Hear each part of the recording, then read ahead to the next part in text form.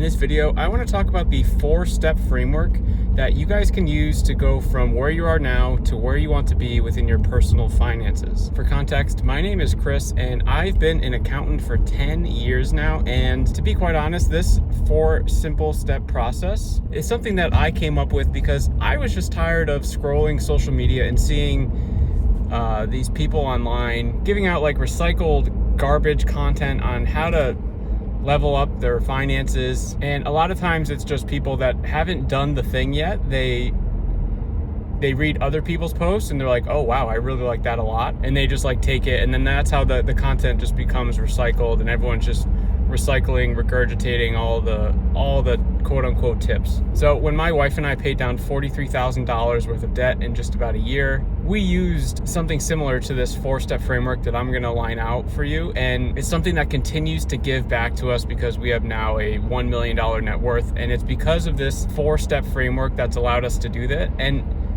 just to be clear, this works for any financial goal. So whether you're trying to pay down debt, whether you're trying to save for retirement, whatever the thing is, this is the process. So let's just dive right into it. This 4-step framework is called TPAS method. So TPAS method. And I haven't seen one other person talking about this online, so I'm taking full credit for this one. TPAS stands for Track, Plan, Adjust, Succeed. When I was creating this, I wanted to make sure that the process sounded super simple, so everyone knows what those words are, everyone knows what they mean. And the problem that many people face is that they're just thinking about it too complex, and then they get stressed about it and they don't take action. And that's why I make these videos, is I want people to start taking action and to start being committed to their personal finances. So first, with track, pretty straightforward, right? Like, the foundation of your personal finances is tracking, hands down. If there was a better way, I would let you know, but like, this is what I know. You have to track your finances, which means, yes, dun dun dun, you have to budget. And I think a lot of people have a negative thought process around budgeting. They think it's a restrictive action, when really it's just being more intentional with how you're spending your money. I think when people think of the word budget, they're like, oh my God, this means I have to cut back my entire life. This means I have to stop buying XYZ, stop doing XYZ. It just means that you need to be more intentional with how you spend your money. So if you still want to buy XYZ things, just understand that you may need to stop buying other things to do that, or it may hinder your potential to reach a financial goal faster. And that's just the basics. Like, if you spend $200 a month on going out to eat, that's $200 a month that you can't spend on paying down your debt or saving to your retirement or saving for your kids' future, whatever the thing is. So the idea with track is you just want to get started. You want to put your expenses on a paper or a spreadsheet or an app, however you do it. I don't really care. You just have to start tracking, because if you don't track something, that means you don't care about it. It's as simple as that. If you start tracking, then that means you care about it. Think about it like from a weight loss perspective. If you're like, hey, I really want to lose 10 pounds. If you never step on a scale, how do you even know where you're starting from to get to the point that you want to go? It's the same thing with this. You have no clue, if you're not tracking, what your starting point is, and that's going to hinder you from reaching your financial goal. Because if you don't know where you're starting, you can't end up anywhere. Because I talk to a lot of people every day about their personal finances, and too many people out there are trying to build like the 3rd floor of their building when they haven't even secured the foundation. They're talking about all these like passive income streams, and they want to make all this extra money, which I totally understand. But then when I ask them, hey, are you like budgeting? How do you know if this is like even an issue for you or how you can attack it? They're like, no, I'm not budgeting. I just need to like make more money. But a lot of times when people start budgeting, they find, we'll call it extra money within their monthly spend that they're already doing, and they can apply that towards whatever the financial goal is. So just by tracking alone is going to help you out so much. The next step of the TPAS method is the planning phase. Now, after you've been tracking for a little while, maybe a couple months, you'll start to get kind of good at it. The tedious nature of it will kind of go away, and it just becomes part of your regular day, your regular workflow. And from there, you can actually, once you have actual data of what's going on, this is why we track it, right? We want to get actual data. Then you can start making a plan, like an actual plan. When you first budget, you're thinking, oh, I'm making a plan. You might not be that good at it if you're starting, which is totally fine. But after a couple months, you should have some good practice, and you're like, oh, okay, this is the expectation now every single month. and how do I go from where I am to where I want to be? And that's where you make a plan. And making a plan is as simple as knowing how to set goals for yourself. So what I like to do is I like to make 3 different types of goals. I like short-term goals, I like medium-term goals, and I like long-term goals. The short-term goals are going to be anything that's under a year.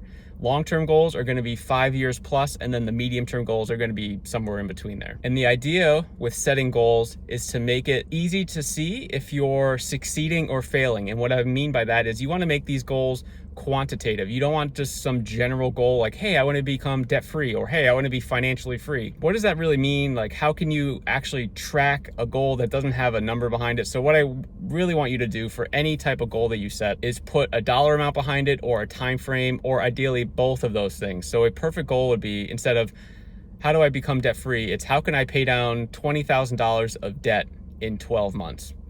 That's a pretty good goal, right? And you could sort of reverse engineer that goal. Okay, $20,000 a month, it's going to be over $1,000 a month that I need to be applying to my debt. Does that make sense? And am I actually able to do that? If it's yes, great, we're gonna rock and roll with it. If it's no, then maybe we need to reduce a little bit, and either $20,000 for 18 months, or maybe it's $10,000 in a year. So that's why we track it, so we can actually make realistic goals, because a goal that you can't achieve for a short-term goal, I think you're just gonna get frustrated with it, okay? So the short-term goals, I want you to make them as realistic as possible, but also kind of challenge yourself. Long-term goals, I kind of want you to do the complete opposite. I want you to make unrealistic goals where right now you're thinking, how would I even get to this point?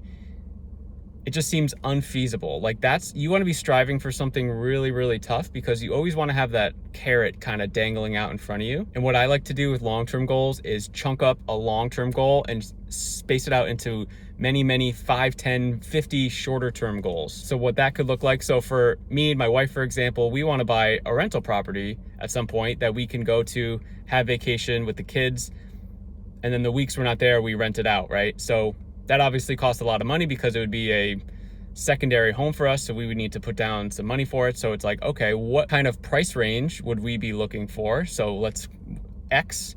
And then how much of a down payment would we need to save for? That's here.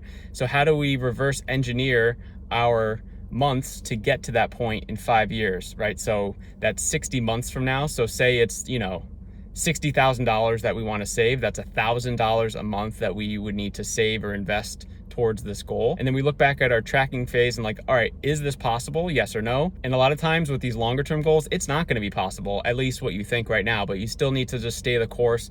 So even if it's, if I need to save or invest $1,000 a month to get to the 60K, if you just start with 500, you'd be surprised by within a couple of years, you would get to that 1,000 and even more.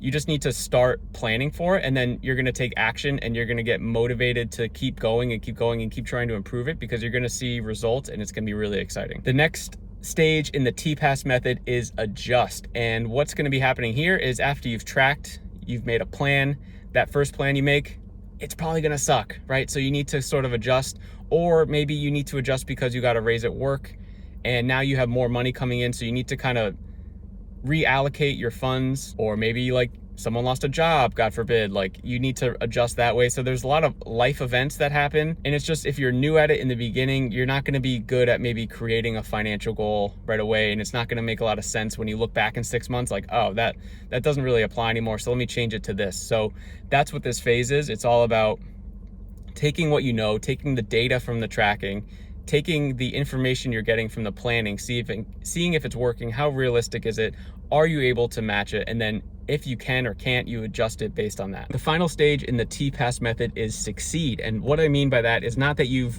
made it as a personal finance guru and you could just stop trying to make financial goals. What I mean by that is, personal finance, there's 1,000 steps to where you want to go. There's always another step. So where you are today might be different from where I am today, might be different from where your cousin is today, right? Everyone's at different stages. Everyone has another goal that they're trying to get to. So once you've tracked, once you've planned, once you adjusted, succeed just means that you've taken on a new set of skills. You've applied it to reaching, say, a short-term goal. And now, hey, we need to take the next step up and work towards the next dangling carrot, if you will. So think about it like a staircase, right? So Track, plan, adjust, succeed, you go to the next step. Track, plan, adjust, succeed, you go to the next step. And this just keeps recurring and recurring because there's always another goal. If you stay stagnant and stop creating goals for yourself, guess what? You're gonna stay poor. You're gonna stay in your paycheck to paycheck cycle. You always need to be striving for something, or else what's the point? Like, you don't wanna go through this,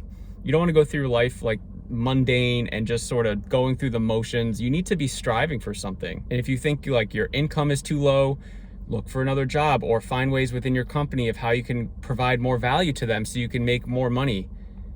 Get a second job, get a side hustle. Like, there are things that you can do. There are things that people do out there to make more money and to make themselves more valuable. So if it's an income issue, it's solvable. If it's a skill issue, like you don't know how to do personal finances, that's solvable too. So you need to really chunk your goals into a way where you can think about them as not like, oh, personal finance isn't for me. It's more, I don't know how to do personal finance, and then boom, that's solvable. Or like, hey, I don't know how to save money. I'm not able to save money now. That's solvable, instead of, oh, I can't save money. I'm not able to save money. Because guess what? People are saving money out there. So if people can do it, you can do it. Guys, I'm posting daily videos on YouTube about personal finance, mindset, strategy, implementation, all the things. I really just want you to win. I want people to stop being poor, okay? So if you're finding value from this, make sure to smash the like button. Check out the other videos on the channel. I hope it helps you. I'll see you in the next one.